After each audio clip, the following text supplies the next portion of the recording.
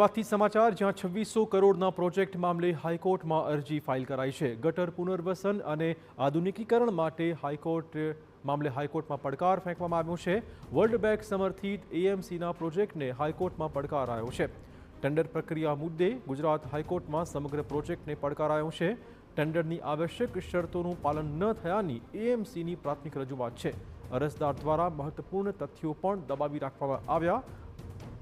એએમસીએ Gujarat high court સમક્ષ ચિંતા વ્યક્ત કરી છે। શહેરી ઇન્ફ્રાસ્ટ્રક્ચર પ્રોજેક્ટને ગંભીર અસર થવાનો દાવો છે। આંતરરાષ્ટ્રીય નાણાકીય સહાય પણ જોખમમાં મુકાશે। સોમવારે આ મામલે વિગતવાર સુનાવણી હાથ ધરાશે। વધુ વાત કરવા જોડાશે અમારા સંવાદદાતા રોનક। શું છે આખો મામલો?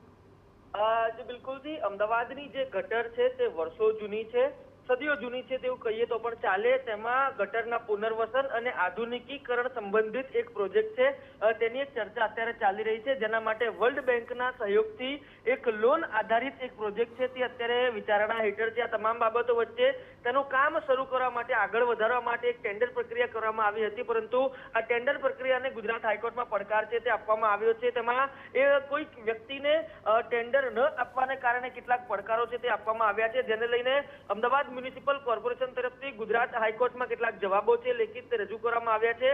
તેમાં ખાસ કરીને ટેન્ડરની આવશ્યક શરતોનું પાલન ન થયું હોવાની વાત છે તે એમસી તરફથી કરવામાં આવી છે।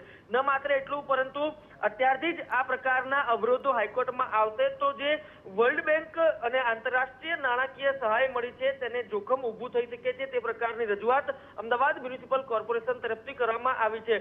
ગુજરાત હાઈકોર્ટમાં અત્યારે વેકેશન ચાલી રહ્યું છે અને વેકેશન બેન્ચમાં આ સુનાવણી હાથ ધરાઈ છે, ત્યારે કોર્ટ તરફથી સોમવારનો સમય છે તે નિયત કરવામાં આવ્યો છે। એટલે કે 2600 કરોડનો આ પ્રોજેક્ટ ખૂબ અગત્યનો અમદાવાદ મ્યુનિસિપલ કોર્પોરેશન માટે માનવામાં આવે છે। સોમવારે આ મામલે યોગ્ય જે નિર્ણય છે તે આવવાની એક શક્યતાઓ છે। ધન્યવાદ રોનક, તમામ જાણકારી બદલ।